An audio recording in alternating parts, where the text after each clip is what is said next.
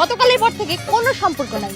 গায়ক অভিনেতা তাহসান খান ও রোজা আহমেদ গত বছরের শুরুতেই বিয়ের খবর জানিয়েছিলেন, কিন্তু এই বছরের শুরুতেই জানালেন দুঃসংবাদ। দুজনের পথ বেঁকে গেছে দুদিকে। বিয়ের মাত্র কয়েক মাসের মধ্যেই আলাদা হয়ে যাচ্ছেন এই তারকা দম্পতি। দাম্পত্যের শুরুটা যে সুখের হাওয়ায় ভেসে উঠেছিল, সেই গল্প এবার অপ্রত্যাশিত চক্রে প্রবেশ করল। বিয়ের কয়েক মাসের মধ্যেই তাহসান ও রোজার মধ্যে টানাপোড়েন শুরু হয় এবং গত কয়েক মাস ধরেই তারা আলাদা থাকছেন।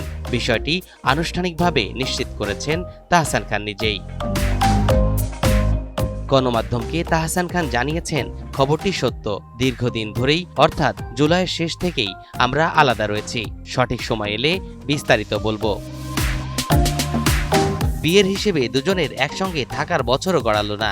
কদিন আগেই রোজা আহমেদ বিবাহবার্ষিকীর একটি কেক শেয়ার করেন। সেখানে তার পরিহিত পোশাক ও লুক বিস্মিত করে নেটিজেনদের। রোজার পোশাক নিয়েও তৈরি হয় আলোচনা।